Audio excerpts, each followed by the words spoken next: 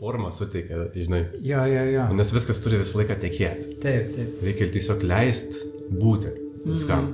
O kada tu pradedi tas taisyklės tokias išradinėti arba remtis kažkokiais, kur esi kažką matęs, kur esi kažką girdėjęs, tai staiga tam tokiam beribiam dalykui į formą iš karto suteikia.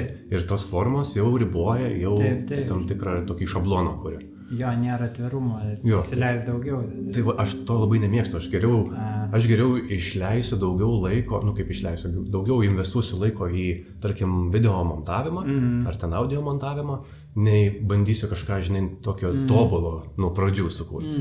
Nes tobulumo tokio kaip ir nėra, toks dalykas, kai neegzistuoja. Arba viskas yra tobula. Jo, viskas tiesiog tobula, bet kada žmogus siekia to tobulumo, tai jisai siekia kažkokios iliuzijos, kažkokios fantazijos, kuri neegzistuoja.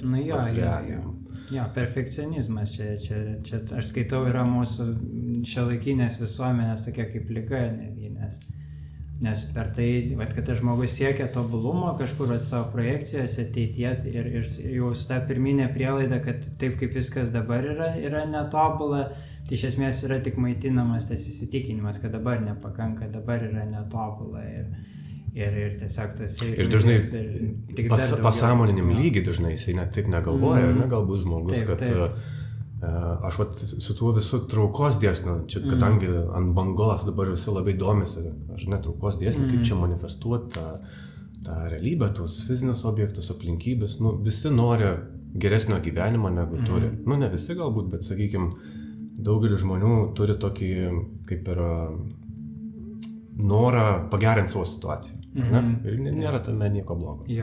Bet dažnai visokius YouTube video žiūrint, Facebook'e, Instagram'e, žmonės tokia kaip ir netikrą idėją susidaro apie tą manifestavimą. Jie galvoja, kad tai yra padaryti lengva, kažkokį išmokus tai vos ne procesą.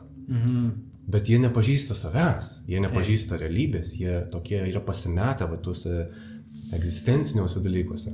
Taip, čia yra klausimas, kas manifestuoja.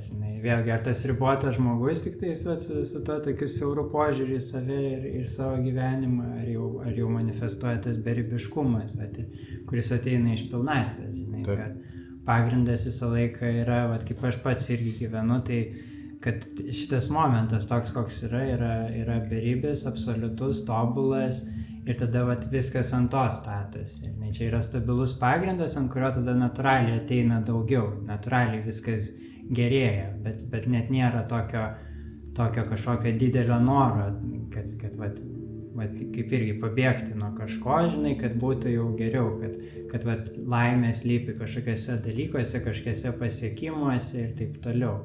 Pas mane laimė pirmiausia yra būtyje, kad aš esu, čia yra didžiausias palaiminimas, o visa kita yra tik tais priedai. Ir tada yra toks lengvumas, tada ir įsileidi tą tiekmę ir tada ir ateina tiesiog papildymai, atnaujinimai. Tai čia ir susiduria daugelis žmonių su tuo tokiu nemokėjimu būt tame čia ir dabar momente, ar ne? Kiek žmonių tiesiog galvoja apie kažkokias ateinančias atostogas nuo darbo, kažkokį tai įvykį jų gyvenime, kiti įkalinti praeitį, su savo praeities traumom, su kažkokiais įvykiais, kurie jie galvoja, kad juos apibūdina ir suformuoja tą asmenybę. Tai kaip ir tu sakai, to tokio solidaus pagrindo nėra, iš kurio galima jau eiti į tą manifestaciją ir dirbti su tom energijom, dirbti su tais procesais, kuriuos išmoksti. Neturint to pagrindo, tai kaip gali kažkas ir kaip tu gali kažką sukurti tokio, ar ne, iš darnos. Jo, nes tu tiesiog atkūrinėjai tos kažkokius išmoktus šablonus ir jie toli negali nuvesti. Taip, tai su traukos dėsniu aš ir pastebėjau tokį kolektyvinį, tokią psichozę vos, nes žmonės nori kažkokių tai palankių aplinkybių, fizinių, materinių objektų, ar ne, ir jie prašo tarsi, kad tai ateitų pas juos į gyvenimą, bet tuo prašymu tu pasąmoniškai juk užtvirtini, kad tu to neturi, ar ne? Ir visą tai jinai klausosi tavo pasąmoniškų žinučių, nes visi tos visos jausmai, žinutės, jos emocijas sukuria tavyje, o kokią emociją pasąmonė gauna, pagal tą emociją ir kuria, ar ne? Kaip veidrodis atspindi. Tai aš matau labai didelį labai didelė problema ir iš tikrųjų su savo veikla bandau kažkiek atverti visą tą, tiesiog parodyti žmonėm, kad nėra viskas taip, kaip pateikiama ten internetiniuose video, tiesiog viskas yra daug paprasčiau, bet reikia išmokti tuos pamatinius dalykus, kad nereikia nieko prašyti mums, mes viską jau ir taip turim, ar ne? Ir kad kažką manifestuoti, kad kažką pridėti prie to jau egzistuojančio tobulumo, tai tiesiog reikia sukurti jausmą, ar ne? Emociją. Ir tada iš to jausmo emocijos eiti į priekį, vedamas jo ir tiesiog pasitikėti, kad viskas nutiks taip, kaip turi nutikti, ar ne? Aš labai dažnai sakau, kad mums nereikia jaudintis, kaip dalykai nutiks. Nes kada mes jaudinamės ir galvojam, kaip mes tai padarysim, kaip mes kažką pasieksim ar sukursim, tai vėl pasąmoniškai mes tarsi visatai pasakom, kad mes jie nepasitikime. Taip. Ar ne? O kada mes sakom, kad tiesiog, man nerūpi kaip, nes visata tų pasirūpins, aš tiesiog išprojektuoju tą intenciją į visatą, ar ne? Paleidžiu tą pozityvę emociją ir einu vedamas jos, negalvodamas, kaip tai įvyks. Tai pradeda visokie sinchronai vykti gyvenime, ar ne pradeda... Sutapimai, tai tas kaip jisai ir atsiranda, kada tu būni pilnai sąmoningas esamajame momente, žinai, tu gali tą savo esamą patyrimą ir esamą veiksmą užpildyti tuo sąmoningumu, užpildyti meilę ir va čia ir yra tas kaip, čia ir yra to kaip kokybė. Tai kaip mes judame, sekant savo širdim ir panašiai. Bet tam reikia vėlgi būti pilnai, kaip sakoma, čia ir dabar, kad būti pilnai sąmoningu toje akimirkoje, pilnai dėmesingu ir atviru, irgi tai visai begalybė ir tada tas kaip, toks pats harmoningiausias, tas kaip metodas, jisai tiesiog ateina. Ką galima padaryti žmogui paprastam, kad jisai labiau galėtų, efektyviau galėtų tiesiog tą čia ir dabar pajausti bet kokioje gyvenimo situacijoje, tarkim, bet kokiu paros metu, kad galėtų įeiti į tą būseną ir... Yra labai daug skirtingų nuorodų, tai ir jo, pavyzdžiui, viena iš nuorodų tai yra buvimas pradinuko prote, tame atvirume nežinomybėje, bet to pačiu smalsume, vėlgi, visko sąmoningumas, nes viskas yra čia ir dabar, tik tai klausimas, kiek mes sąmoningi, kad viskas yra čia ir dabar. O kad būti sąmoningu, vėlgi reikia truputį sulėtėti visų pirma. Pas mus dauguma žmonių labai tokiam nenatūraliam pagreityje yra, tai reikia tiesiog lėtinti save, stabdyti save. Kada įmanoma, taip sustoti, giliai įkvėpti, iškvėpti, susijungti su savo kvėpavimu, pajausti savo kūną, kad tu esi. Nes čia ir yra didžiausias stebuklas, kad tu esi, bet žmonės visiškai tai praleidžia, ir vaikosi ten tik tais kažkokių laikinų atspindžių to. Tai kuo mažiau galvoti, bandyti stabdyti tą jau inertišką nesveiką mąstymą, kur būna, ten išsiprojektuojam tą visą laiką, galvojam nuolatos apie ateitį, praeitį ir visiškai prarandam tai, kas yra svarbiausia, tai, kas vyksta dabar. Ir tas irgi, kaip mes galime įnešti daugiau gerumo, daugiau meilės, daugiau kokybės į tą čia ir dabar. Tai tam reikia susirinkti savo dėmesį iš visų projekcijų, iš visų fantazijų ir labiau palaikyti dėmesį jo ties širdim, nes čia yra mūsų natūrali dėmesio vieta. Kai, pavyzdžiui, stebime vaikus, tai mes galime visiškai pamatyti tą, kad vaikai grinai iš to jausmo, kas juos labiausiai traukia, kas juos labiausiai domina, tai jie ten iš karto ir bėga, visas kūnas, viskas negalvodami du kartus apie tai. Jo. Ir jie viską išmoksta, jeigu jiem įdomu, tai jie viską labai genialiai tenais išmoksta, prisitaiko ir panašiai. Gyvūnuose irgi tą patį galima pamatyti pavyzdį. O po to, kadangi mes buvome įvairiai sąlygojami, aplinkos, tų visokių įsitikinimų, baimė, nepasitikėjimų, tai tada mes ir apsigyvename šitoje mąstančioje galvoje ir su šito ribotu kompiuteriu mes bandome daryti visą Dievo darbą, ten sukontroliuoti ateitį, kad vėlgi viskas būtų tobulai pagal kažkokį mūsų ribotą įsivaizdavimą. Bet kad iš tikrųjų pamatyti tą tikrą tobulumą, tai mes kaip ir turime paaukoti tuos visus savo lūkesčius, reikalavimus, pasiduoti šitai vietai, kad vis tiek mes randame begalybėje. Tai vat atrodo tiek nedaug reikia žmogui, ar ne, iki tos pilnatvės ir iki to pasitenkinimo ir tikros tos laimės jutimo. Kad, aš pastebėjau, kad tikrai daug kas labai vaikosi kažko išorėje, ką ne patys jie sugalvojo, bet kas buvo primesta. Taip. Ne? Va, tarkim, pamato žmogus ar ten per televizorių, ar telefonę kur nors, arba išgirsta kažkur kažką. Ir aš to noriu, ir tas mano tikslas. Ir atrodo viskas, jau jisai nepilnas jaučiasi. Jam reikia kažko užpildyti tai pilnatvę ir jisai tokį kaip ir tikslą nusistato, ar ten kažkokį troškimą gauna viduje, ar ne. Ir vat, būtent jisai nuo to momento jau viskas nebegali įeiti į tą būseną ir jaustis pilnatvę. Ir jausti vat, tai, apie ką tu kalbi, kad tiesiog gyvenimas toks, koks jisai yra čia ir dabar, be nieko, ar ne, yra tobulas ir jau viskas yra suteikta. Bet vat, mes per tą, kaip tu ir sakai, protą, ar ne, pradedam vėl kažkokias iliuzijas, fantazijas kelti, projektuoti tai. Ir patys sukuriam tą žinai, tokį trūkumą, tą nepriteklių. Jo, per daug giliai tiesiog kaip galima sakyti, sielos, mes šitame pasaulyje, šito pasaulio patirtie per daug giliai nuėjome į iliuziją, per daug giliai pasinėrėme į 5 pojūčius, į intelektą, iki tokio lygio, kur mes užmiršome savo tikrąją, tą dieviškąją prigimtį. Bet jinai vis tiek yra mumise. Ir kiekviena esybė iš esmės siekia to pačio, kiekviena esybė siekia savo šaltinio, kuris ir yra iš tikrųjų toje pačioje esybėje, bet kadangi mes pamiršome tai ir mes susifokusavome vien tik tais į tą išorinį pasaulį, tai mes patikėjome, kad tai slypi kažkur pasaulyje, vėlgi kažkokiuose pasiekimuose, kažkokiuose tenais standartuose ir tada pradedame lygintis ir čia tas visas kančios ratas taip užsisuka. Ir ta kančia yra labai gerai, ta kančia yra žadintuvas, nes kitaip mes niekada ir nerastume savęs. Tokį kaip ir kontrastą suteikia, kaip mes žinotum, kas yra... Čia tas pats mūsų vidus ir sako, pala, tu ne čia ieškai, nesustogi.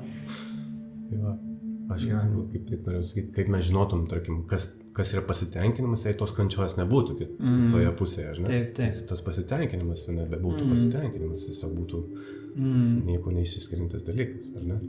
Jo, tai iš dalies čia yra ir visai dovana tokia. Aš, pavyzdžiui, irgi nuo mažens labai daug kentėjau. Aš ten jau mano gimimo vyko kažkokie procesai, ten, kad aš buvau ir nuo mamos atskirtas ir man ten vaistus leido ir kiek aš save pamenu, aš pilnas baimės buvau, aš visko bijojau nuo vaikystės ir man sunkiai buvo integruotis bendrai tenais į tą socialinę erdvę, į mokyklą, tai žodžiu, kiek aš save pamenu, ir sirgau daug, tai labai labai daug kančių, bet dabar šiame momente tai aš esu labai dėkingas už tą kančią, nes tai buvo labai galingas katalizatorius, būtent nueiti į tą pilną savęs pažinimo gylį, kuris atperka su kaupu viską.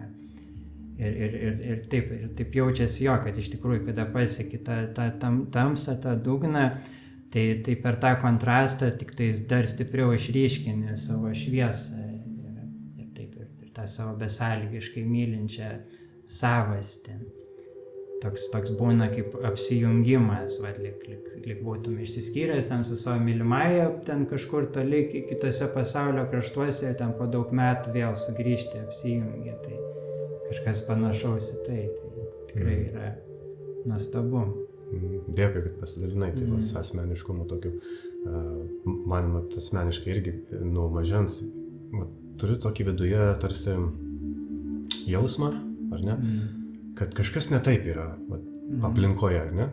Ir man labai yra, man nuo mažens, kaip dar buvau visai jaunas vaikas,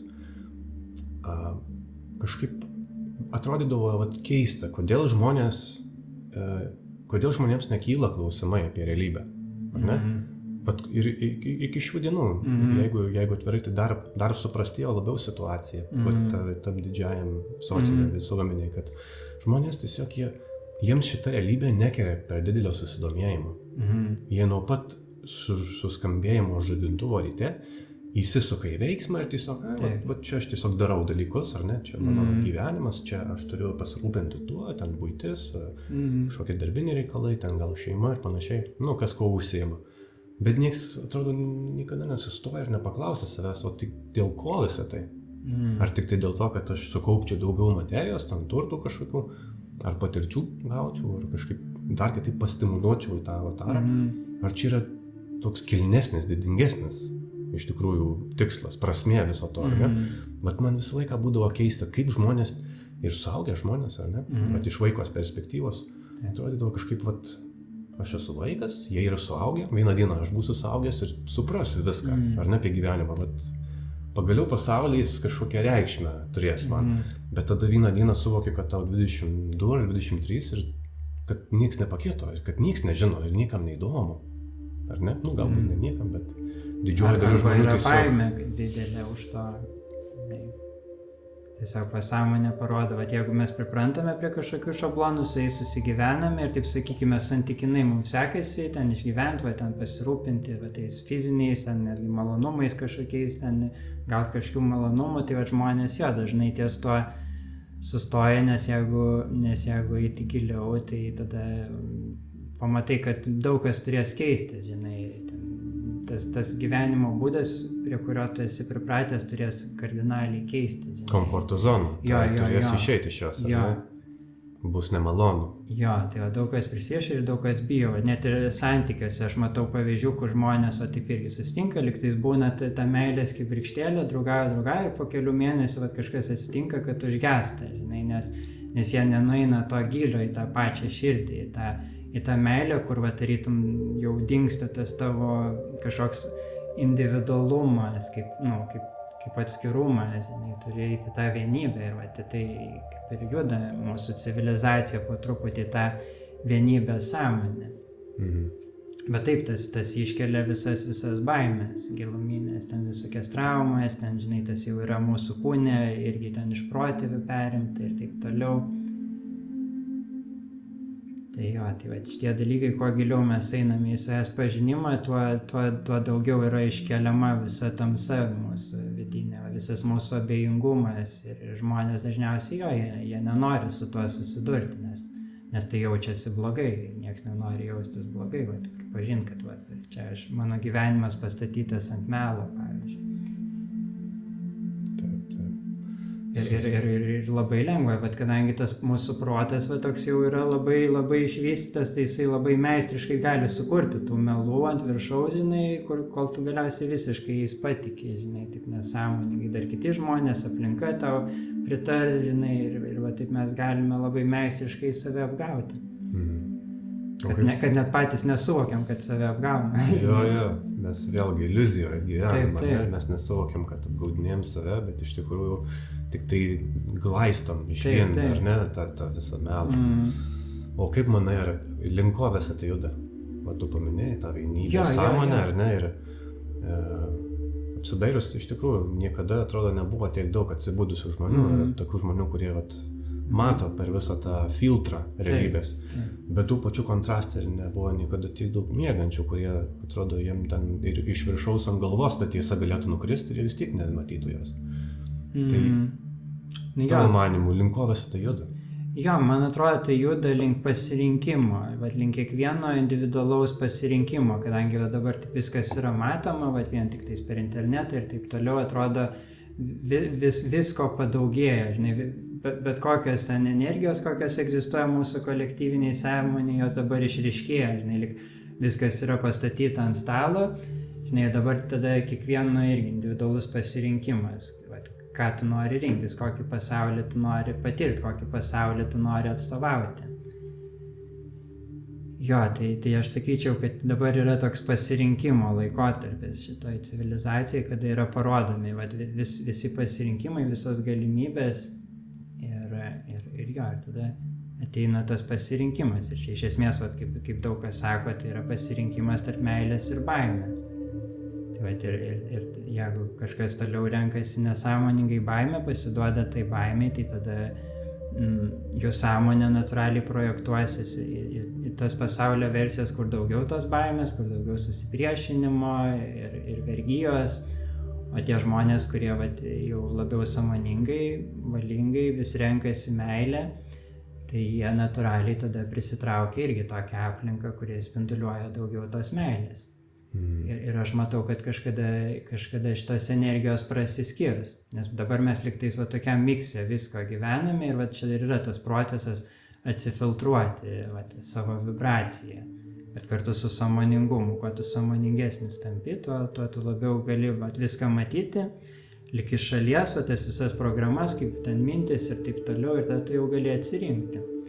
Bet jo, dėl to sąmoningumas čia yra kaip ir svarbiausias dalykas, tapti nuovokiu, suvokti, kad tu esi tas tyras nuovokumas, kuriame viskas pasireiškia.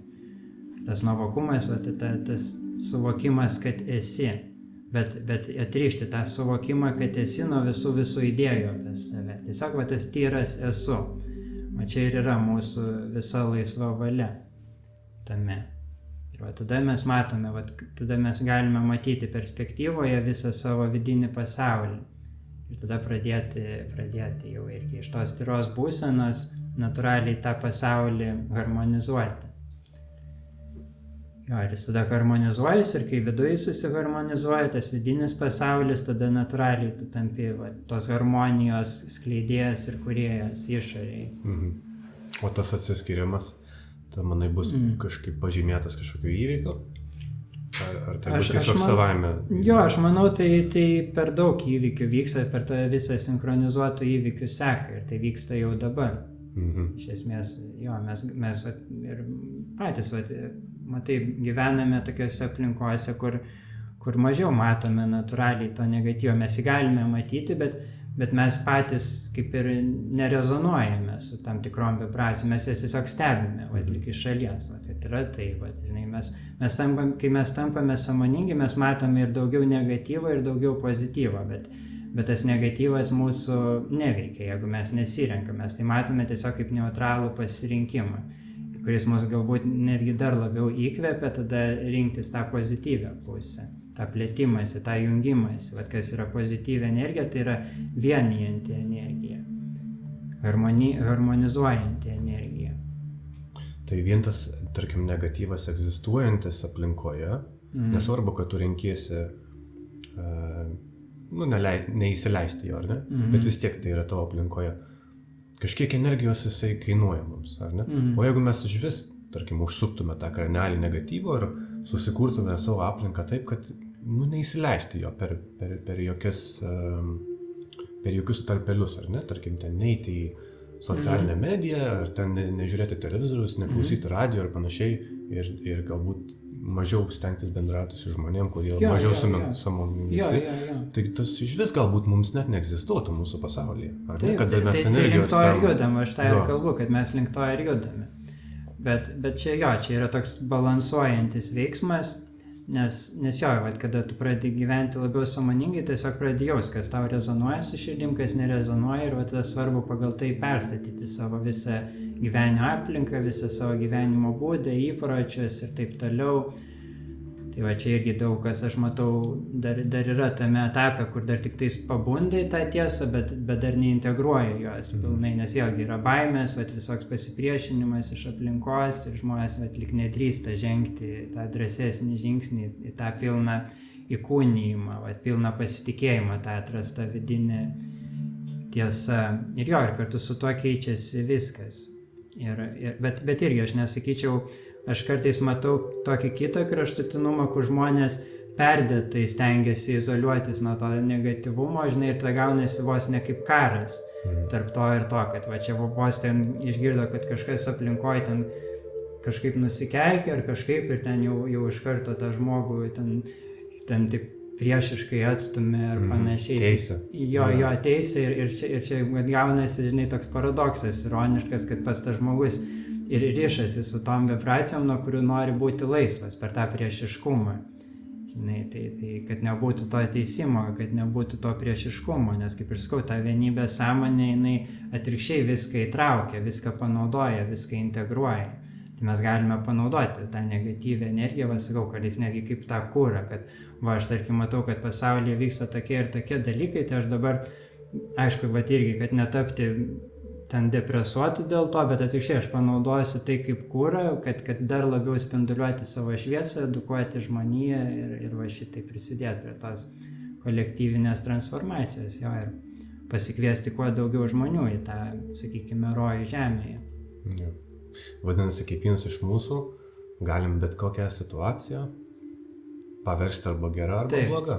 Nesvarbu, ar jinai atrodo bloga iš pirmo žvilgsnio, ar gera, mes nusprendžiam, kaip ją priimsim ir kokią įtaką turės mūsų gyvenime, ar ne? Taip, tik tais, kad tai padaryti, mes vėlgi, turime būti labai labai sąmoningi toje savo neutralioje esatyje, kad mes esame tas neutralus stebėtojas tarp negatyvo ir pozityvo.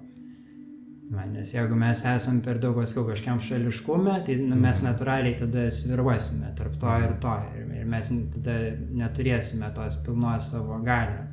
Tai kad pilnai susigrąžinti savo galią, mes pirmą turime sugrįžti vėlgi savo giluminį savęs pažinimą, kad tu esi ta dieviška kibirkštėlė, kurioje slypi potencialas viskam.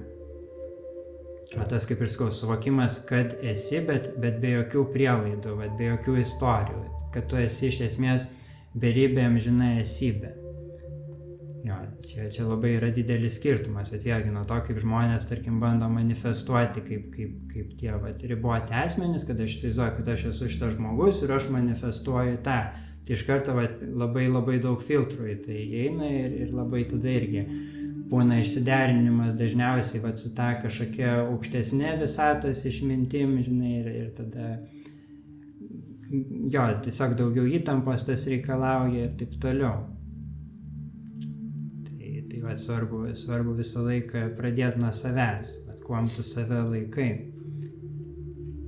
Tai ką tu paminėjai, ką tik tai kontempliuoju tas idėjas paskutiniu metu.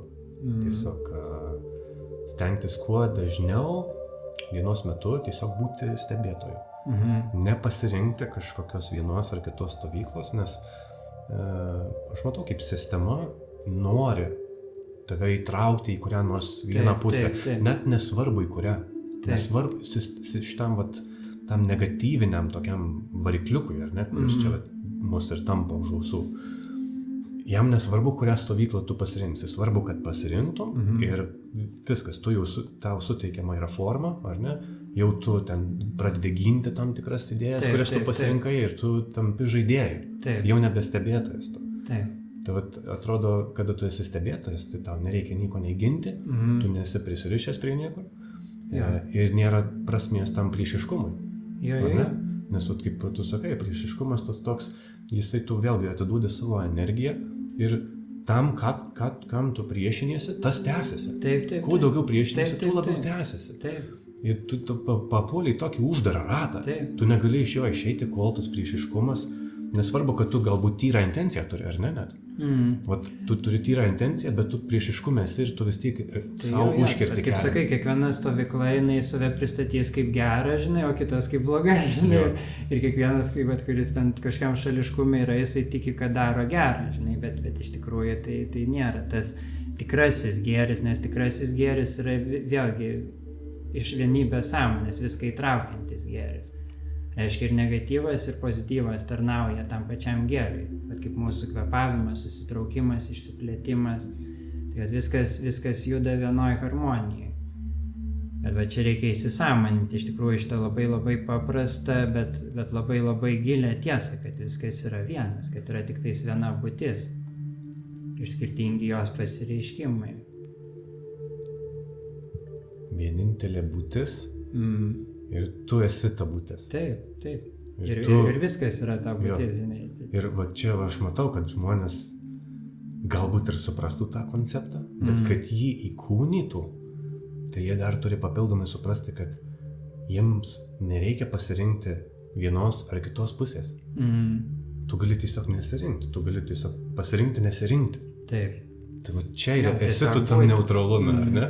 O kada tu pradedi žiūrėti į pliusus ir minusus vienos ar kitos stovyklos, viskas tavo jau, tu netinki to neutralumo. Ar ne? Ir ta būtis, jinai jau nebebūtis, tu esi kažkoks, tu žemiško tampi.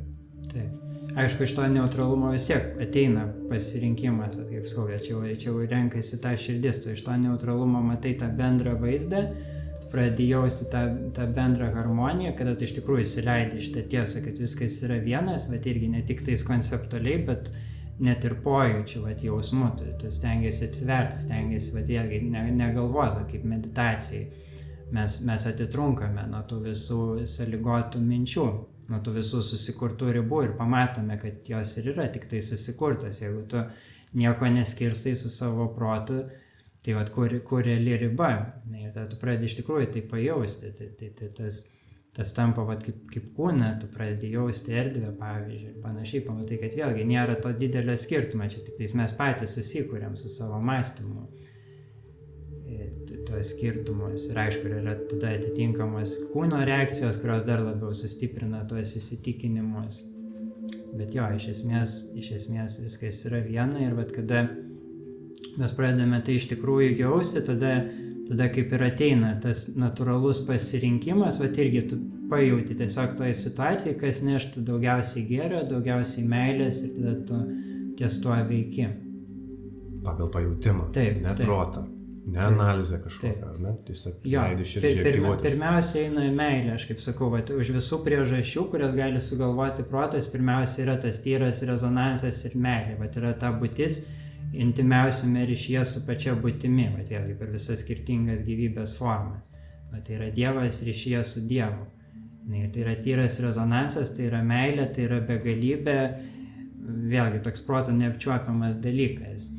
Tai pirmiausia yra tas tyras impulsas, kurį tu tiesiog jauti, aš kaip tai vadinu intuityvų žinojimas. Tai nėra išgalvotas žinojimas, tai yra tas žinojimas, kurį tu jauti visų savo kūnų, visom savo ląstelėm, kad tai yra teisingas, tarkim, pasirinkimas. Negali to paaiškinti, bet tu tai tiesiog žinai. Ir tada, kada tu leidi savo veikti ties šituo žinojimu, kada tu šitą žinojimą iškeli pirmą prioritetą, tada jau protas, kūnas ir visos priežastys jos seka iš paskos ir tik tada atsiskleidžia tos visos priežastys, kodėl tave patraukia ten judėti. Bet pirmiausia yra tas vedimas, vidinis. Tai remiantis tuo, iš esmės tavo tas vidinis vedimas, jisai žino visus atsakymus. Taip, ar ne? Taip, tai yra žino, kas yra tau geriausia. Jo, nes tu esi tas vienas, kuris yra viskas. Jo. Ir žino tavo misiją šitam kūne tikriausiai, ar ne?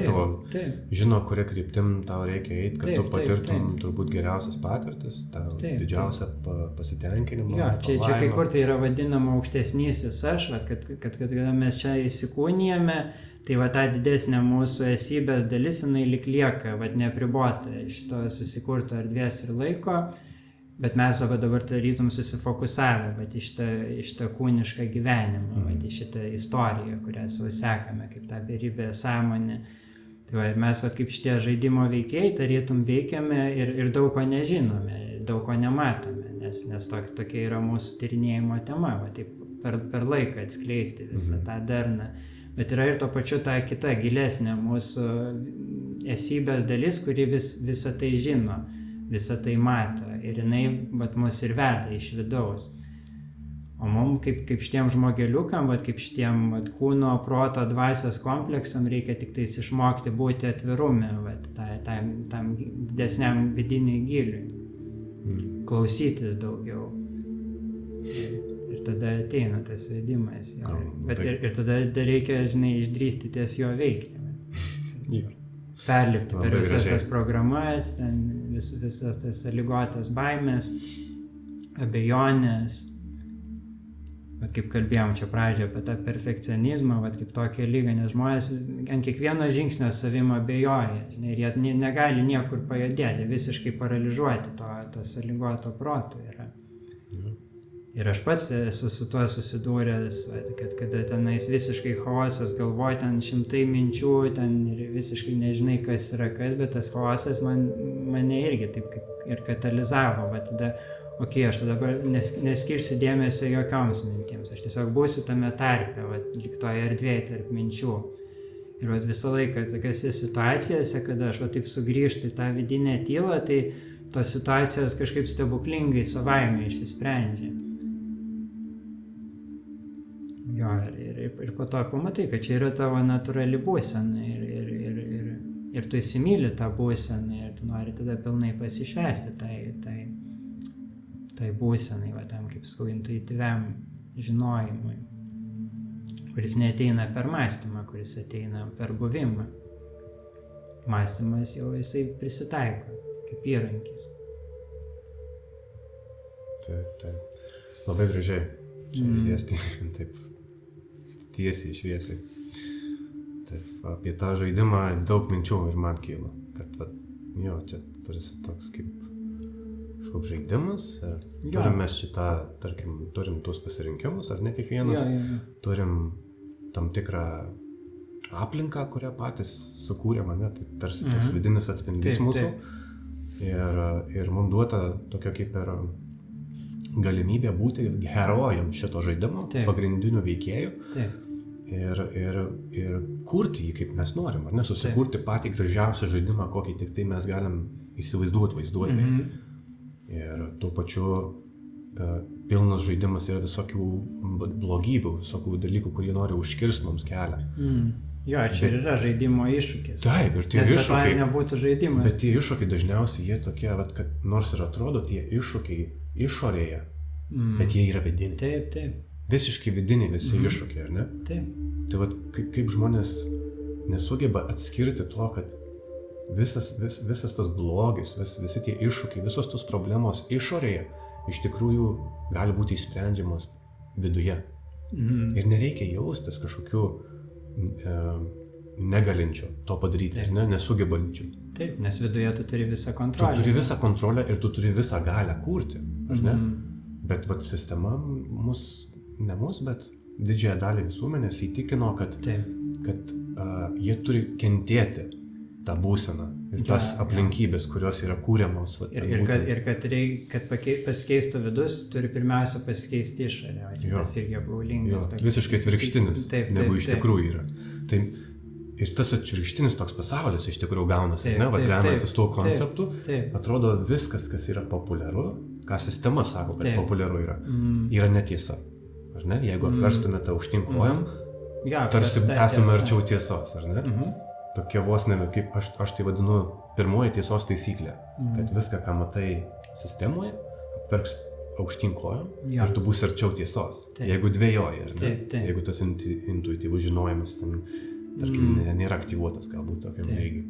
Tai aš ir matau, kad visos tos problemos, kad ir kokios jos atrodytų grėsmingos. Jo, kaip ir karas, kur dabar sklando. Teisingai, karas, ir virusai kažkokie, ar ne, kažkokios sukurtos problemos, ten tų padarų visų. Bet čia viskas viduje vien. Bet viskas yra viduje, nes ne tik tai, kad nereikia net tų problemų iš tikrųjų eiti iš karto spręsti viduje, tiesiog pasirink, kad manęs neįtakos tos problemos, ar ne?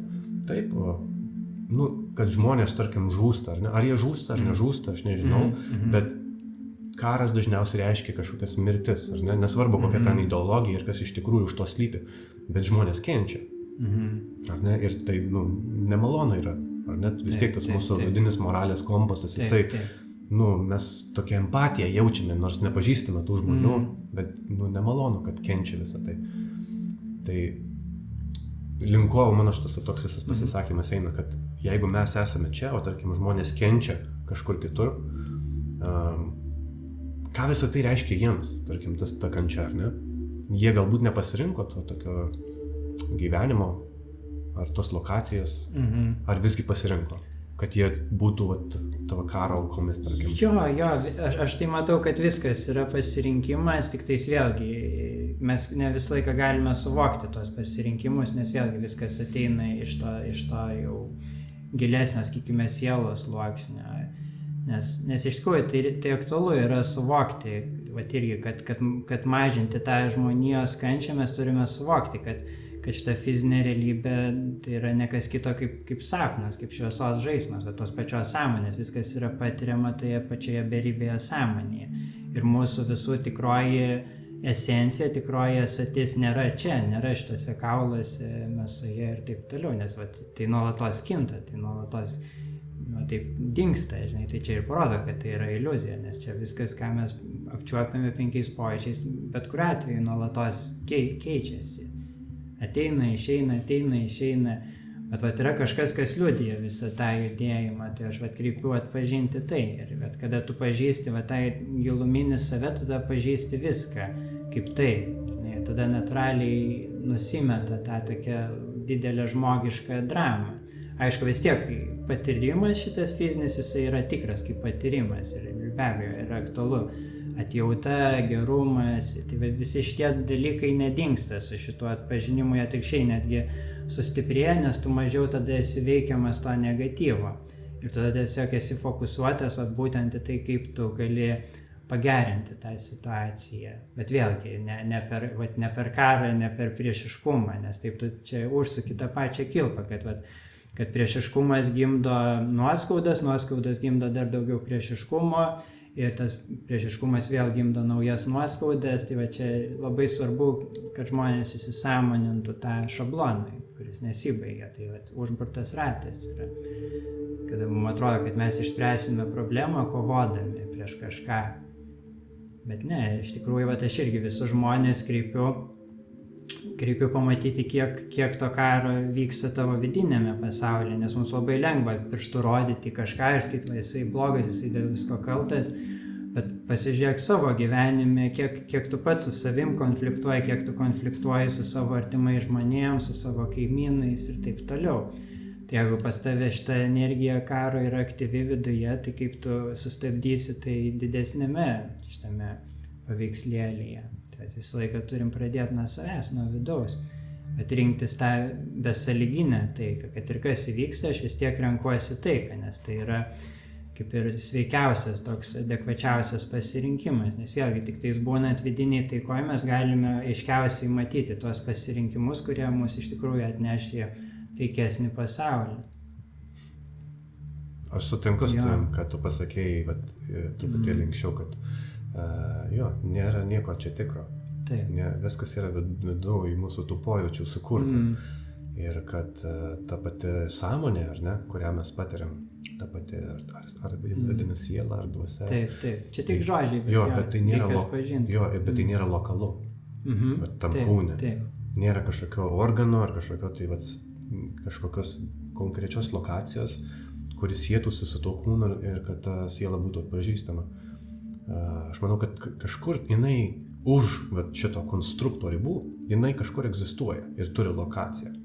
Ar kažkokiam kitam kūne, ar kažkokiu pavidalu, ar ne? Ir ta sąmonė, jinai čia tiesiog yra transliuojama į tą kūną. Kūnas toks gaunasi kaip imtuvas, ar ne? Ir antena, ir imtuvas tuo pačiu metu ir tiesiog gauna tą signalą. Ir tuo pačiu irgi, tai yra sukuriama net ir šitas imtuvas ir taip toliau, jis irgi yra sukuriamas iš tos pačios šaltinio energijos, kurie yra sąmonė. Ir tada, kada transliuojama yra ta sąmonė, tiesiog kiekviena ląstelė kūno, jinai patikė, 100% patikė, kad jinai yra tas žmogus ir ta asmenybė, sakykime, žmogus. Ir prasideda ta tokia patirtis mūsų subjektyvi, šitą realybę ir tada mes pradedam tą kelionę. Ir tai irgi yra pasirinkime, kaip sakai, viskas yra pasirinkime, mes prieš gimdami kaip ir nutėsiam savo kelią, nutėsime tos iššūkius, su kuriais susidursime ir vienas iš tų iššūkių ir yra, užmiršti, kas esi ir tą vėl atrasti savo kelią į tą šviesą, į tą pabudimą. Ir tai nėra garantuota, žinai, čia tame ir yra žaidimas, ar tau pavyks, ar ne, žinai, ir kiek taip. Čia iš tikrųjų netelpa, bet proto irgi to pilnai negali paaiškinti. Tu ką kalbė, tai mano tyrinėjimuose, mano kelionėje aš apibūdinu kaip simulaciją, ar ne, tą žodį aš nors iš tikrųjų nemėgstu to žodžius, nes jis visiškai neapibūdina, sakykime, to realybės modelio, nepaaiškina jo. Bet, tai yra arčiausiai galbūt, sakykime, esantis žodis, kuris galėtų nusakyti, kaip čia viskas sukonstruota, ar ne? Tiesiog dvasinė simuliacija, ne tiek daug, kad iš tų technologijom kažkam sukurta, fiziniam ten kompais. Tai tas žodis iš technologijų yra, bet jisai tarsi netinka tam, ką mes bandom apibūdinti, bet tuo pačiu yra artimiausias žodis, kurį mes galim išreikšti, kad apibūdinti tai kitam žmogui, ar ne? Bet aš tikrai visą tai, kaip ir tu, ką tik aš klausau tavo žodžių ir aš grinai save matau, savo atspendį, nes aš taip pat per visą savo patirtį, sakykime, per išgyvenimus, suvokimus, ar ne, priėjau tokį išvadą, kad taip, čia viskas yra iliuzija, akivaizdžiai yra iliuzija, net moksliškai galima tai įrodyti, ar ne? Ir kad vat, mes esam tam kažkokiam žaidime, ta sąmonė yra transliuojama ir mes tą patiriame ir visa tai tik žaidimas. Ir nėra čia jokio skausmo, nėra čia jokio blogio, esi tik tai tu ir tu vat, viską kuri. Ir patyrimas tavo. Tu ir tavo patyrimas, bet kaip ir tu sakai, nors aš pats nesu tikras, bet patyrimas yra tikrų tikriausias. Taip pačiai kaip ir apie laiką dariau video, ar ne? Laikas juk subjektyvus kiekvienam, ar ne? Jisai kintamas, jisai gali būti ištemptas, suspaustas ir jisai toks neegzistuoja kaip konceptas, bet laiko patyrimas, tai jisai toks tikras ir toks apčiuopiamas, ar ne? Taip. Tas patyrimas yra tikra, o pats laikas nėra tikras. Taip pačiai ir čia, ar ne? Konstruktas jisai galbūt ir netikras, bet mūsų patirtis jame yra tikrų tikriausia, ar ne? Bet čia vat ir yra tas sveikas balansas, tai suvokti, žinai, kad nepaskesti tame patyrime ir tose visose istorijose, kad suvokit vis tiek, tavo tikrovė yra neutrali, jinai yra nepaliesta tų visų sąlyginių istorijų ir to viso kitimo.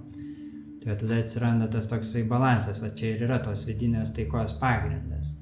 Atskirti tikrovę nuo iliuzijos. Bet vėlgi, ta iliuzija nėra nuvertinama, tai yra vertinga patirtis, bet tai yra iliuzija, tą reikia suvokti. Ir tada, kad tai suvoki, tada tu tampi laisvas ir tada tu gali vėlgi labiau sąmoningai tą iliuziją pertvarkyti kaip nori, kaip trokšta tavo širdis. Taip. Aš pastebiu, kad kada paminimas yra tas žodis simuliacija, labai daug žmonių priešiškai į tai sureaguoja. Ir aš suprantu, kodėl toks programavimas tam tikras yra negatyvus ir surištas, galbūt kažkokia stigma su tuo surišta, bet iš esmės vėlgi pats konstruktas yra sudarytas, sutvertas taip, kad mes niekada negalime įrodyti to, kad tai yra simuliacija. Mes galim tik tai yra tarsi toks protinis, kaip ir suvokimas, ar ne? Protinis dalykas. Bet protiškai mes galim taip mąstyti, pakontempliuoti, reikia tą išvadą.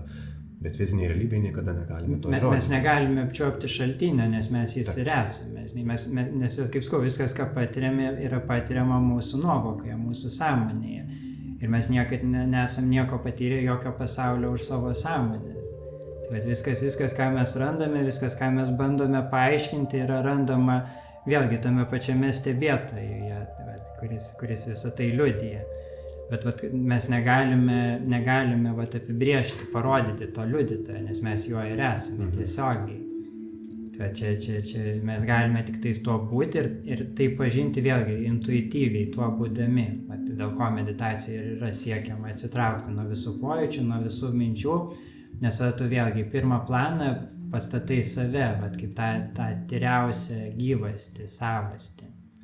Ir tu gali tai pažinti, tai pradeda jaustis kaip ramybė, kaip palaima. Vis tiek, pats tas šaltinis, jisai yra visiškai nedalomas ir todėl jis negali būti parodytas, įrodytas. Paklausiu apie meditaciją tas klausimą, nes aš kalbu su klausytojais, kurie klauso kanalo, tarkim, ir labai pastebėjau tendenciją tokią, kad daug žmonių susiduria su problema, tarkim, bandydami medituoti, ar ne? Ir man labai yra įdomu, tarkim, kodėl vieniems žmonėms pavyksta meditacija, arba kodėl vieni žmonės sako, kad jiems meditacija pavyko, o kiti sako, kad jiems nesiseka, arba jie nemoka. Ar tai yra kažkoks iškreiptas suvokimas, kas yra meditacija, ar tai yra tiesiog negebėjimas, tarkim, išjungti tą vidinį... Taip, yra inercija didelė pagauta ir jo, čia kai kuriems žmonėms, čia yra nemenkas iššūkis, tą inerciją sustabdyti. Tai čia nėra toks vienkartinis dalykas, kad pabandžiau, nesigavo ir tada metu šalin tą dalyką ir sakau, kad čia nesąmonė kažkokia. Bet koks įgūdis, ar ne? Jo, čia reikia testuoja valingai dirbti kiekvieną dieną, čia kaip sportas gaunasi toks. Jo, ir kartais, kai kurie žmonės būna labiau jau pribrendę, per tas kančias ir taip toliau, tai jų tiesiog širdis trokšta tos ramybės ir jie tiesiog neria į tą ramybę, žinai, visą savo esybę.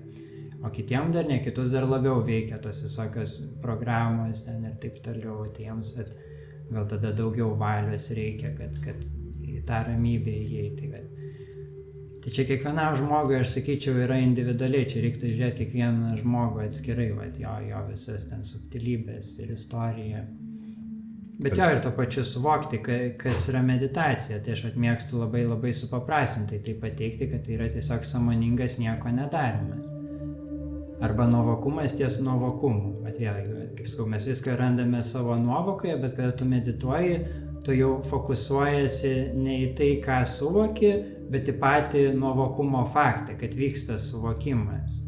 Ir taip, tai nėra objektas, tai yra vyksmas. Kaip sakau, mes negalime to apčiuopti kaip objekto savęs, bet mes galime tai jausti kaip tą nenutrūkstamą vyksmą, tą esaties vyksmą, kuris tęsiasi per viską.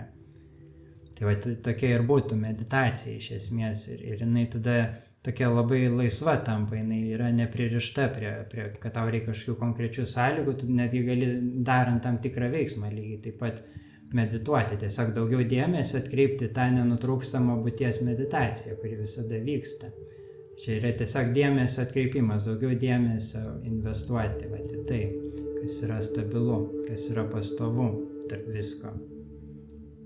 Ir aišku, ir tam tikri metodai, ten kaip kvėpavimas, ten fokusavimasis į čakras, vizualizacija, tai jie irgi padeda. Ir gal net pradedant tiem žmonėm taip lengviau, nes tą visiškai tokį abstraktų buvimą, nieko nedarimą irgi daugam bus iššūkis, taip susitelkti, apčiuopti tai savyje, tai galima pradėti nuo labiau apčiuopiamų dalykų, kaip kvėpavimas, paprasčiausiai daugiau koncentruotis į savo kvėpavimą. Ir kai nuklysta kažkur protas, dėmesys, vėl sugrįžti tą kvėpavimą ir taip po truputį nusiramina tas protas. Tampa stabilesnis, tampa toks kaip tarnas tavo, nes jis toks ir turėtų būti pagal viską, kaip sakau, tas originalus mūsų dizainas yra, kad dėmesys ilsisi širdyje, protas yra nuolankus tarnas ir tada širdis tiesiog veda ir protas vykdo tas užduotis, kurios yra aktualios.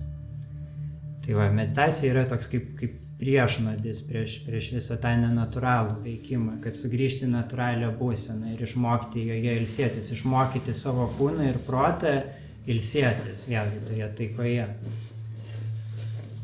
Tai pastebėjau, kad žmonės tiesiog sako, aš medituoju, man nesiseka, bet jie atrodo tarsi laukia, kad kažkas nutiks tos meditacijos. Nes labai daug yra visokių ten irgi, dvasingumo sferoj, ten visokių tenais pasakojimų, ten visokių vizualizacijų, žmonės visą laiką tikisi kažkokio ten stebuklo, ten kažką pamatyti, ten kažko ypatingo, žinai. Bet iš tikrųjų, kada mes taip laukiame, mes ir susikūrėme lyg pasipriešinimą tam stebuklui ateiti. Ir mes praleidžiam vėlgi tą didžiausią stebuklą, kuris ir yra neapčiuopiamas, kuris yra ta mūsų būtis, kurioje yra viskas, visa begalybė. Jo, ir yra ta vidinė taika, jinai irgi, kaip dažnai, kai kur yra sakoma, kad ten, tu turi, vėlgi kažkokią sąlygą užpildyti, neturėti jokių minčių ir tada tu ateisi tą vidinę taiką, bet iš tikrųjų ta vidinė taika, vidinė tyla, jinai visada yra čia. Jinai yra tarp tų visų minčių ir tarp visko, tarp visų fizinių ten dalykų, tarp visų pojūčių. Visada yra ta tobula ramybė ir tai yra mūsų pati savastis, esatis. Tai sakau, čia viskas, kas vyksta per meditaciją, kad mes tiesiog daugiau į tai atkreipiame dėmesį. Ir vis užfiksuojame šitą faktą, kad dabar yra tobula ramybė, dabar yra tobula taika, dabar yra tobula pilnatvė. Ir tu pratini tiesiog savo kūną, kuris buvo sąlygojamas visai pat irgi prie tos natūralios būsenos. Dar vieną tokią turiu mintį apie visą tą atsibudimo tokią, kaip nenoriu naudoti šito žodžio, bet judėjimą tokį, tarkim. Kaip ir kalbėjom, kad vis daugiau žmonių tarsi atsibunda, tarsi pradeda matyti kiaurai tą realybės filtrą. Ir natūraliai kyla dar daugiau klausimų ir dar daugiau atsakymų norisi ieškoti, ar ne, tokia įsižiebė tarsi ugnelė, žinoti daugiau, suvokti daugiau, apriepti daugiau. Bet ką pastebėjau, tarkim, iš pačios sistemos pusės, ar ne, kad yra tokie tarsi spąstai paspęsti tiems atsibundantiems, kad juos nepaleisti jų iš to programavimo taip lengvai, ar ne, ir to pasiekoje yra pilna dabar žmonių, kurie tiesiog plėtoja tam tikras idėjas, ar ne, viešai jomis dalinasi, turi daug sekėjų, bet jie nėra tyri. Vat aš intuityviai dažnai jaučiu, kad žmogus kažkas su juo ne to, kažkas ne, ta informacija, kurią jisai dalinasi, tai jinai turi kažkokį tai vat kabliuką. Tai tarsi tai nėra tyra.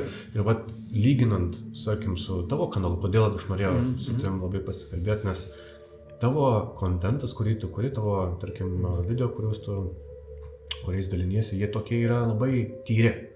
Juose nėra kažkokio užslėpta, kažkokios ar ten reklamos, ar kažkokios asmeninės ten intencijos ar panašiai. Tai yra tiesiog dalinimasis tiesa.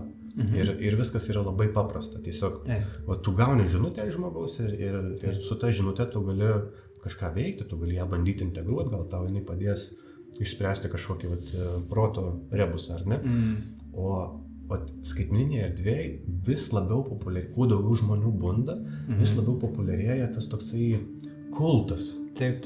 Kur tave, kad įtraukti į tai. Ir dabar tu mane sek, tu seki mano ten, tarkim, idėjas ir aš ten sakau, kad vienas yra blogas ir tu turi tikėti, kad tai yra bloga, ar ne? Ir tarsi vėl, tu tarsi lyg ir išeini iš to programavimo, atsibundi, iškeli galvą į viršų, nori žinoti daugiau, bet tave vėl kaip magnetas į kažkurią pusę įtraukia ir tu toliau tiki, kad tu eini tiesos keliu, bet iš tikrųjų tu vis tiek kažkokiam labirinte, ar ne? Tai yra tas toks senas pasakymas, kad velnias yra formos keitimo meistras, žinai, tai jisai labai, labai gerai prisitaiko, tavo sąmonė pakilėja, į kažkokį lygmenį, ten, tarkim, už materialumo, netgi už kažkokių ideologijų, jau į tą dvasingumo sferą ir tada jisai su tais dvasingumo simboliais tenais operuos ir formuos tavo tą dvasinį ego, kaip vadinama yra. Ir tada ir dauguma žmonių tada tame dvasinėme ego operuoja kažkiek laiko, kol pabunda ir iš to sapno. Tai aš matau jo kaip tokį laikiną sapną, kad tas šešėlinis ego, jisai subtilėja kartu su mumis. Kuo tu subtilesnis tampi, tuo ir jisai tampa subtilesnis. Ir vis tengiasi tau už akių užbėgti ir įtikinti tave, kad tu esi tai, ką jis sako, žinai. Tai veikia tas šešėlinis protas apgavikas, dar kartais aš jį vadinu. Bet jo, jisai turi savo galiojimo trukmę, yra ta riba, kuris toliau jau nebegali eiti. Dėl to aš ir kreipiu į tą labiausiai tiesioginį savęs atpažinimą, kur yra tik tais vienas ir tai pamatai, kad net ir nėra tos kažkokios asmenybės ir nėra jokių trūkumų ir taip toliau. Ten nėra poreikio tos trūkumus kompensuoti, ten irgi su tuo pačiu dvasingumu, kaip kai kurie žmonės taip ir daro. Tiesiog vis dar viduje jaučia kažkokias gilias nuoskaudas ar traumas ar panašiai ir tiesiog per tą patį dvasingumą bando tai kompensuoti. Labai gerai pasakei, kad dvasinis toks ego yra, ne? Kada žmogus atrodo išsilaisvina iš kažkokio tai konstrukto minčių, sužino kažkokią tiesą, jinai pakoreguoja jo pasaulėžiūrą, bet žmogus tarsi jaučiasi aukštesnis už kitus, ar ne? O dabar aš žinau daugiau, čia tie žmonės jau kaip ir aš jūs teisiu, ar ne? Ir tai kaip tu gali jaustis, vadinti save dvasingu, jeigu tu vis tiek teisi žmonės, ar ne? Arba jautiesi, kad tu esi kažkoks aukštesnis, protingesnis, labiau pažengęs, geresnis, ar ne? Tai gerai tu labai išsireiški, toks dvasinis ego išsivysto.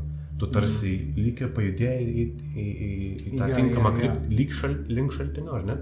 Link susijungimo su tuo aukštesniu aš, bet tų pačių ir su tavim pajudėjo tas ego, jisai vis tiek tave lydi, ar ne? Ir tas velnias jisai įgavęs kitą formą, kaip tu sakai.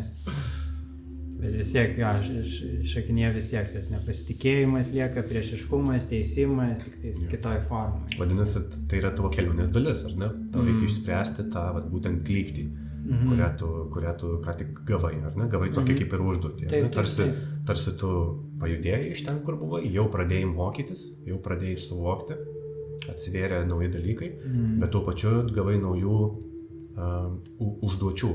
Tai taip ir kiekvienas mes galbūt ar ne galėtum žvelgti gyvenimą, kad to ego neleisti tam ego vairuoti gyvenimo. Tiesiog žinot, kad ir kur tu bebūtum, kad ir kaip tu jaustumėsi atbūdęs ar ten žinantis tiesą, visą laiką reikia žinot, kad tu nesi ten absoliučioj tiesoje, tu nesi absoliučiai kažkoks aukščiausias. Visą laiką bus tie mokymai. Jo, kaip sakoma, išminčius vis laik pripažįsta, kad jis yra kvailys, nes per tą nežinojimą ir ateina išmintis, kad tu leidi savo nežinot, kad tu leidi savo susidurti su savo abejingumu. Tai čia tas labai svarbu, visiems, aš ir pats tą suvokiu, kad man irgi reikia pudrauti visada, žinai, kad ir kiek aš būčiau pabudęs, vis tiek, aš gyvenu šitam kolektyvinėme lauke ir tos programos vis tiek bando mane užkabinti visai subtiliai. Ir aš pripažįstu, gal net ir dabar kažkiek jos mane valdo, žinai, ir aš gal dar tik išauksiu iš to. Tai čia tas labai svarbu yra atvirumas tam ir budrumas, tada toks sąmoningumas ties to. Bet ką aš pastebėjau bendrai savo patirtie, kad tas ego jisai kaip ir integruojasi, jisai tampa toks, kaip sakau, tyras tarnas. Kada tu iš tikrųjų parodai savo kūnui, iš tam savo sąlygotai protui, kad jam nieko netrūksta, kad jis yra visiškai mylimas, palaikomas. Tai tada tos visos priešiškumo programos jos natūraliai ištirpsta, nusimeta ir tiesiog lieka toks kaip skaidrus įrankis tam Dievui veikti. Jo, tai irgi, kartais būna irgi ta tokia kova prieš protą, kova prieš ego, kas tik tais dar labiau priverčia tą ego slapstytis ir panašiai. Tai aš sakau, tik šiai reikia susidurti su tą savo vidinę tamsą per meilę. Ir toje meilėje vyksta integracija, tame priėmime besąlygiškame savęs. Tai tos visos mūsų išskaidytos šešėlinės dalys, jos pradeda vėlgi sugrįžti tą vienybę ir veikti kaip vienas. Tai tas pats ego, jisai turi savo darbą, jisai kaip ir nemiršta, jisai tik tais transformuojasi. Taip, sutinku, tarsi žiūrėti kaip į kokį vaiką. Taip. Nebarti jį, ar ten netrenkti jam per nagus, o tiesiog pasisodinti jį ir paaiškinti jam, kad neturi būti viskas taip. Gali būti ir kitaip. Yra visą laiką kitas kelias, ar ne?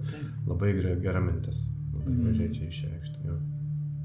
Jo, matyti kaip mažą vaiką. Ir kartais buvo tokie irgi, aš pats esu susidūręs su tokiais dvasiniais mokytojais, pas kurios man jautėsi tokio labai daug disbalanso toj vyriškoje energijoje ir jie taip labai griežtai, piktai, žinai, taip visai ten gaudo tave už visko ir panašiai. Ir tas iš karto man kūne taip kaip susitraukimas jaučiasi nenatūraliai, žinai. Tai aš tokia taisyklė vadovaujuosi, kad jeigu, kaip tu bendrautum su vaiku, kuris yra skausme, žinai, ar tu rėktum, bet jo, ir kaip tai padėtų. Tai lygiai taip pat ir dvasinis mokymas turėtų būti per atjautą visų pirma, pamatyti, kad visur ir kiekviename gyvena tas vaikas nukentėjęs vienaip ar kitaip, ir reikia tik šiai per tą atjautą, per švelnumą, per gerumą. Balansą, aš skaičiau, čia svarbiausia yra balansas. Aš ir susidūręs su tokiais gūrų mokytojais, ar ne, kurie yra dvasingumo propaguojantis žmonės, pakankamai ganėtinai atsibudę, kai kurie net ir daug labai turi klausytojų, sekėjų, kurie tik jų idėjom seka juos ir panašiai, bet tarsi susidūręs su jais ir užmezgęs kontaktą ir apsimainęs tom energijom, tu tarkim, vėl kažkoks viduj jaučiasi tarsi priešiškumas tam žmogui. Atrodo, nenoriu sakyti kažkokiu ten aukštesniu jaustis, bet tarsi aš su tyra energija atėjau, o čia toks priešiškumas. Ir jisai vėlgi turi kažkokią tai formą ir bando mane įtraukti į tą formą. Ir tada tu galvoji, tai nereikia man jokio mokytojo, nes jeigu mokytojas yra toks, tai jis mane moko iš karto, kad man nereikia jo. Pagrindinis mokymas, kurį aš gavau atėjęs pas mokytą, kad man to mokytojo nereikia. Ar ne? Kaip giliai. Kaip giliai iš tikrųjų yra. Bet vėlgi, kad klausyti savęs, labiau už viską, to vidinio rezonansą, kuris su tavim ir visą gyvenimą. Tai tas vidus ir sako, kad nėra čia tas mokytas, kurio tau reikia, ar ne? Protas sako, taip, tas žmogus pasiekęs daug, jis turi daug sekėjų, yra visas kolektyvas, kuris jį seka, bet tos dvi šakos nesutinka, ar ne? Ir kodėl aš proto nesiremsiu, aš remsiuosi širdim. Ir širdis vadinasi sako, kad nereikia to mokytojo. Aš labai dažnai pastebiu, kad tie tokie gūrų dvasiniai, jie turi tą, bet kaip ir tu vadini, dvasinį jėgų. Ar ne, turi daug sekėjų, uždirba pinigų daug. Ir jie gali patys ir nematyti, nes jisai tokį subtilumą įgauna jau tame ypač dar pasimokyti, kad yra dėl ko, aš pajaučiau, kad tai yra disbalansas tarp vyriškos ir moteriškos energijos, nes vyriška energija, jinai ties to įsitikinimu, aš žinau, ir čia yra taip ir viskas, žinai, ir nėra to įsiklausimo, o gal ne, žinai, o gal yra ir kitaip, žinai, ir taip toliau, tai nėra to priėmimo, aš pastebėjau, ir tada jie patys nemato savo to ego, to abejingumo, jie tiek yra įsitraukę į savo tiesą, kad jie, praleidžia, kad juos jau apgauna tas pats šešėlis. Ir visi tie žmonės, jie užtvirtina tam gūrų, kad jisai teisus yra, ne? Jam lenkdamiesi, priimdami bet ką jisai sako, tiesiog nekvestionuodami, ar ne nieko. O aš kažkaip nuo mažens jau visą laiką žinau, kad aš būsiu tas, kuris kvestionuos viską. Ir kur aš benueičiau, kad ir ką man sakytų kažkas, kad ir kokį autoritetą turėtų, man tai nebus autoritetas. Ir jeigu tas autoritetas stengiasi būti autoritetu, stengiasi būti aukštesniu, man tuo daugiau priešiškumo kels. Ir būtent tokia savybė mano charakterio man labai padėjo šitam atsibudimo kelyje, ypatingai kaip prieš keletą metų čia buvo ta visa suirutė su viso sveikatos reikalu, ar ne, su tais virusais. Tai aš skaidriai mačiau visas tiesas. Aš skaidriai mačiau, kada yra meluojama, kada yra manipuliuojama, kada yra bandoma pritempti prie kažko. Ir man tiesiog mano vidus viską padiktavo. Ar ne? Kad aš kur pasuku, ten žiūriu, ar man rezonuoja, ar man nerezonuoja. Ir čia kiekvienam skirtingai, net ir tas pats dalykas, kaip tos vakcinos ar kažką, tai čia irgi kiekvieno individualus santykis, kaip ką paveiks tai ir kaip kas reaguos. Tai čia vėlgi nėra, kad ta tiesa yra kažkur išorėje, viskas vėlgi yra tavyje ir tau reikia pažinti save, tau reikia pažinti savo vidinį pasaulį ir tu atrasi tą harmoniją su išorė.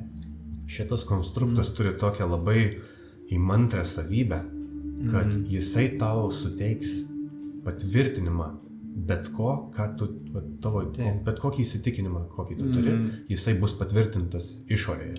Jeigu tu tiki į kažką, kaip tai yra tavo šventa tiesa, tai tu matysi išorėje faktus, kažkokias sinchronus, kurie patvirtina tau. Tuo pačiu visiškai kitam, tarkim, polio gale gali būti žmogus, kuris atvirkščiai tiki. Ir jisai taip pat matys tuos patvirtinimus. Vadinasi, ką man tai sako? Man tai sako, kad mano tikėjimas kuria mano realybę, mano aplinkybės. Ir kuria arba gerą, arba blogą. Tas atrodo ir ateina tas toks išsilaisvinimas nuo visų tų sisteminių dalykų per suvokimą. Aš labai daug turiu, matai, mano kanalas, jisai toksai prasidėjo.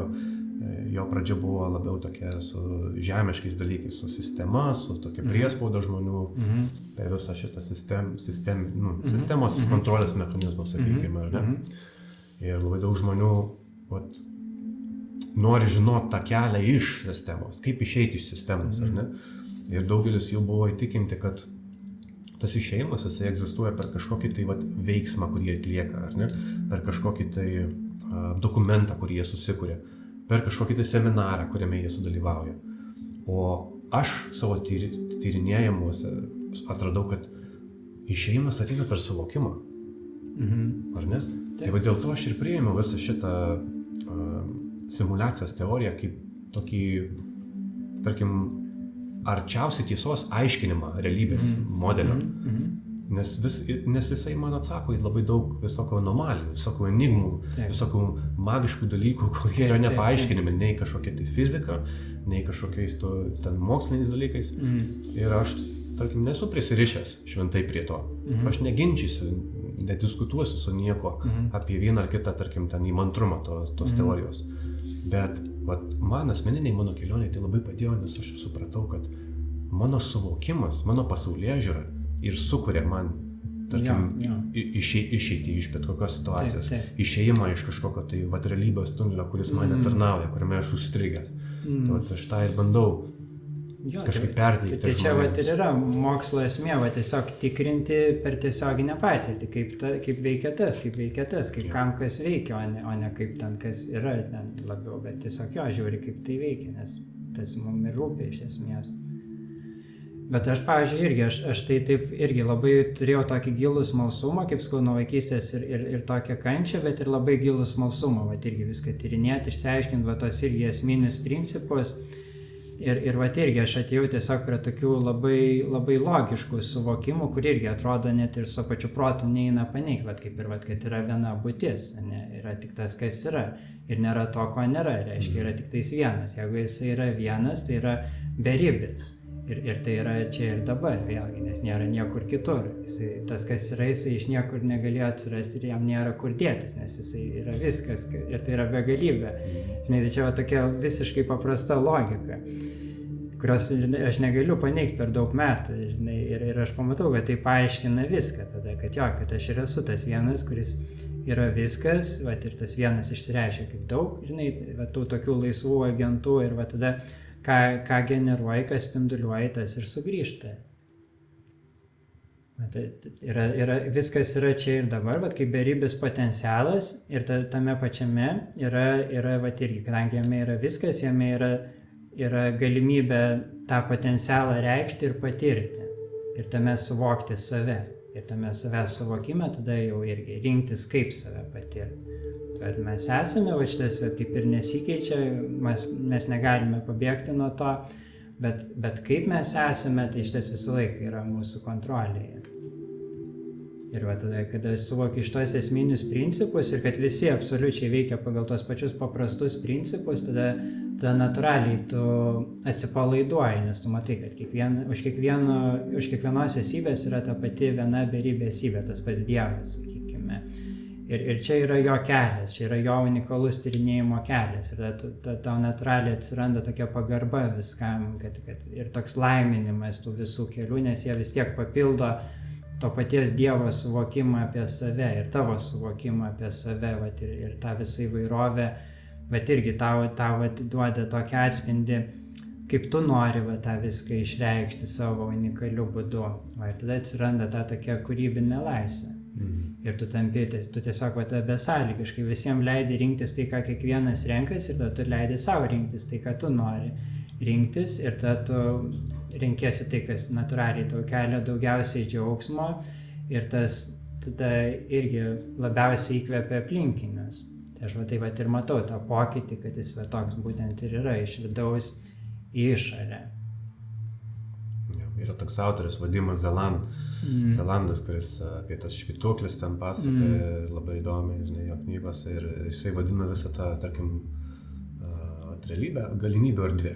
Galimybių erdvė, kurioje, tarkim, tu keliauji su tuo avataru, ir tu gali rinktis nuolatos kiekvieną sekundę, čia ir dabar tu gali tiesiog rinktis patirtį, kurią tu patirsi. Ar tu paimsi ten kažkokį objektą, patyrinėsi ir su juo sukursi ryšį, arba galbūt ten tiesiog su kažkokiu žmogum pradėsi bendrauti, ir galbūt jis tau kažkokį atvers, tarkim, suvokimą leis sugeneruoti. Ir tu nuolatos tu keliauji, ir net kartais aš keliaudamas automobiliu žiūriu per langą ir galvoju, kiek aš daug praleidžiu visko, kiek tu ten didžiausia patirčių koncentracija, tiesiog kiekvieną sekundę čia ir dabar, kiekvienas momentas mano pravažiuotas, jis yra pilnas patirčių, kuriuos aš galėčiau patirti, kuriuos aš galėčiau įkūnyti, pasiimti kaip savo, ir tai taptų mano kelionės dalimi. Ir žiūrėti į visą tą realybę kaip į galimybių erdvę, tai toks atrodo tampa tokį žaismingumą tu net įgauni, ar ne, savo toj kelioniai. Ir tada visai tie negatyvūs dalykai praranda savo reikšmę, ar ne? Atrodo, tu pradedi galvoti, kad kažkur kažkada pasukau, gavau kažkokio negatyvo, bet dabar galiu, tarkim, toj galimybę erdvėje pasiimti kažką pozityvaus ir pataisyt. Visą laiką yra nauja akimirka, visą laiką yra nauja galimybė. Jo, ir tu gali suvokti tai tik tai būdamas čia ir dabar, o ne gyvendamas kažkur ten už savaitės, ar atostogose, ar dar kažkur, ar tai ten būdamas praeityje, kad ten kažkas tau nutiko, ar tave dabar suformavo tokį, kad tu esi. Bet jeigu tu tik tai čia ir dabar, ir tu matai visą tai kaip galimybių erdvę, ir kad tai tau vyksta, ne šiaip savo vyksta objektyviai, bet tai tau vyksta. Visa tai, kas vyksta, čia tavo nutikimas, tau viskas sukurta. Tu pats viskas sukuri ir viskas tau tarnauja. Ir viskas tave moko. Ir visur, tu, kaip tu sakai, labai gerai pasakai, kad čia tas pats Dievas tiesiog visur yra. Kiekvienam tam atome tu, ar tai būtų fizinis objektas, ar tai būtų žmogus, ar tai būtų dar kažkas. Taip, tai yra beribė Dievo beribė santykis su savim, žinai, tai tas iš tikrųjų įspūdinga yra. Įspūdinga, va čia yra tas tikras gyvenimo grožis, kad tu pastebi tai, suvoki, įkūniji tai, įamžini ir dar gali pasidalinti su kitais. Ar ne? Mano tokia misija ir yra šitame įsikūnijime, kad skleisti tai, padėti žmonėm pastebėti tokius paprastus dalykus, kurie iš tikrųjų turi tokią gilę reikšmę ir tokie turi, taip gali mums pasitarnauti šitoje kelionėje ir išgydyti mus nuo visų blogų įsitikinimų, nuo kažkokio blogio, nuo kažkokių nuskausmų, nuoskaudų, padarytų kažkokių dalykų, kurie tau trukdo judėti ir būti laimingu. Viskas įmanoma, viską mes galime padaryti, nesvarbu, kokį tu ten avatarą turi, tu gali būti kuo tik tai nori, iš esmės. Jeigu tik tai tu priimsi tą įsitikinimą. Tiesiog pakeisi savo suvokimą šiek tiek, ar ne? Tai va, ta pasaulėžiūra, tas suvokimas, tas tikėjimas, ta įsitikinimų sistema ir esi tu, o ne tas avataras, ar ne tas fizinis kūnas, kuris ten tu žiūri į veidrodį ir galvoja, kaip čia man pakoreguoti, kaip čia man pagerinti. Toks atrodo tuščias dalykas tampa. Jo. Bet sakau, iš to išaugama yra anksčiau ir vėliau. Bet labai, iš tikrųjų, vis tiek mums rūpi gerai jaustis dabar, dėl to ir ateina tas įkvėpimas tom dalintis, tai labai džiugu iš tikrųjų, kad daliniesi, nes kada tu pats tai atrandi savyje, tai tu užsipildai tą laimę ir jinai tiesiog tada eina į išorę. Atrodo, tu privalai, tu turi net jauti. Nes tu vėlgi suvoki, kad tu esi vėlgi tas pats Dievas su savimi, per visus tos kūnus ir tu natūraliai jauti meilę tam Dievui, kuris yra kitose, žinai, nori parodyti, tu Dievas, žinai. Jo, man, žinai, žmonės kartais sako, kad tu čia lyderis esi, bet aš visą laiką, kad yra paminimas to žodis, aš nesakau, kad tai yra blogas žodis, bet tiesiog lyderis tai daug kam asocijuojasi su kažkokiu vedliu, kuris eina priekį, o už jo eina kiti. Ir tai, ką jis sako, tiki tuo kiti, ir tai, ką jis daro, tai yra gera, visi tai pripažįsta, ar ne, universaliai. Bet man, ir ką aš bandau žmonėms išaiškinti, kad tikroji lyderystė, ar ne, tai yra,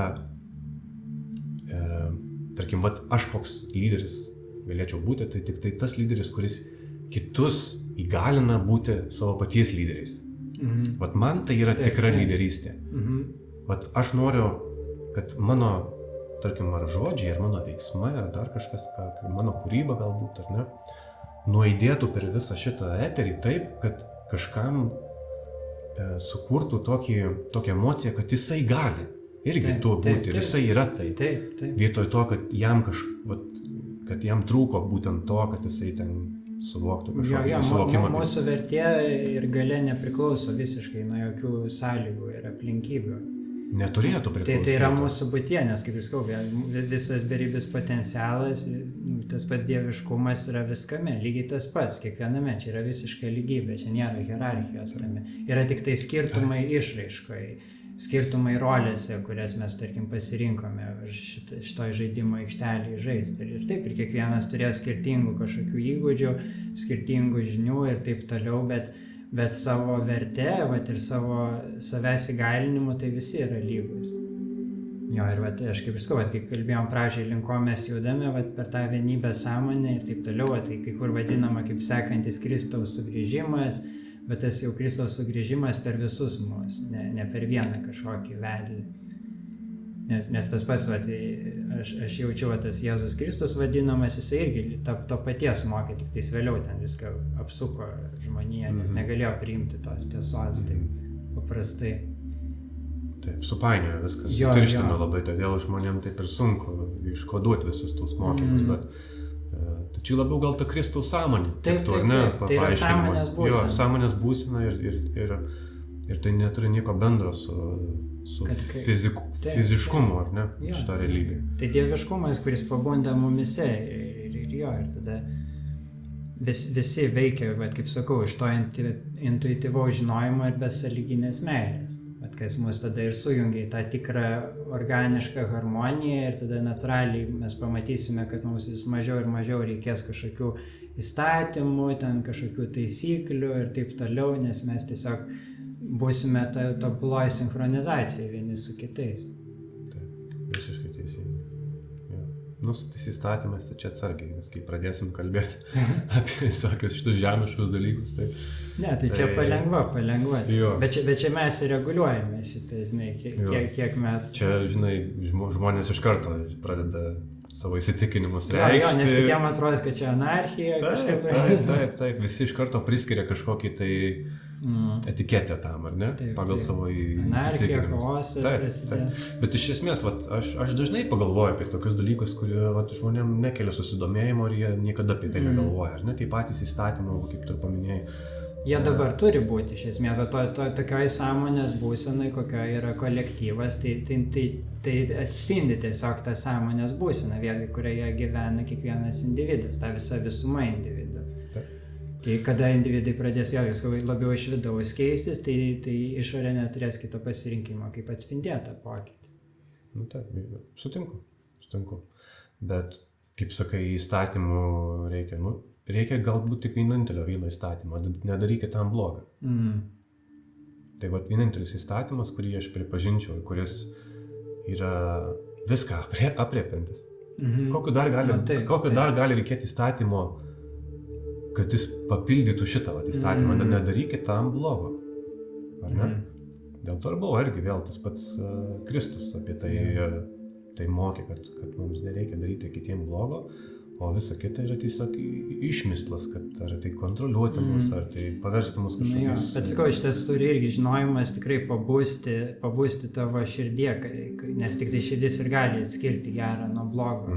Nes jeigu mes per protą eitume į šitą, tai tada galima visai apsukti, žinai, šitą, kad šitas yra, kad blogas yra geras, geras yra blogas, žinai, ir visai galime sumaišyti su savo ideologijom, kol galiausiai mes nežinom, kas yra gero, kas yra blogo. Ir mes negalim per šitą protą to pažinti. Tai tarsi protų galima manipuliuoti, bet širdim ne. Taip. Širdim ne, širdis žino ir širdžiai nereikia tikėti. Ir žino. Taip. Ir to pokalbio toks ir yra, sakyčiau, mūsų tikslas, ar ne? Kad padėti žmonėms susivokti. Kad širdis žino. O protas tiki. Bet žinojimas tai yra aukščiau tikėjimo visą laiką. Žinojimas yra šventa. O tikėjimas, jisai gali būti manipuliuojamas, formuojamas. Ir netgi galima manipuliuoti to pačiu žinojimu, kad tas žinojimą prilyginti kažkokiam vėlgi tikėjimo sistemom, kur aš tikiu, bet aš sakau, kad aš žinau, čia yra taip. Tu tiki, bet iš tikrųjų sakai, kad tu žinai. Taip. Tu save apgauni. Iš pradžių, kad galėtum kitus apgauti. Taip. Rimtai.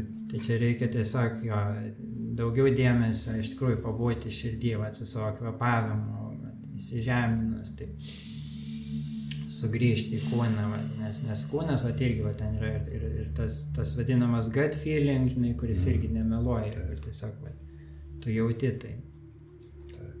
Tai gal tas gut feeling ir yra ta intuicija, ar ne? Širdis ir žarnas, aš skaičiau, tas labiau pilve jausmas, jis galbūt yra labiau susijęs su fiziniu sluoksniu. Taip, tikrai. Fizinis jausmas tai yra, kuris tave kažkaip pakoreguoja tave. Širdis galbūt labiau jau su to centru tavo. Protas jau labiausiai jau eina į fantazijas, bet jis irgi turi savo rolę, nes vis tiek čia yra kūryba, čia yra menas, tai ką mes darome. Čia dieviška kūryba. Taip. Aš tai vadinu, tarkim, šitas žaidimas, apie kurį mes kalbame, aptarinėjom tą simuliaciją, tą galimybių lauką.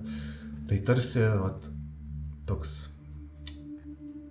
mes formuojam savo dievišką asmenybę, savo veiksmais, savo pasirinkimais, patirčių pasirinkimais.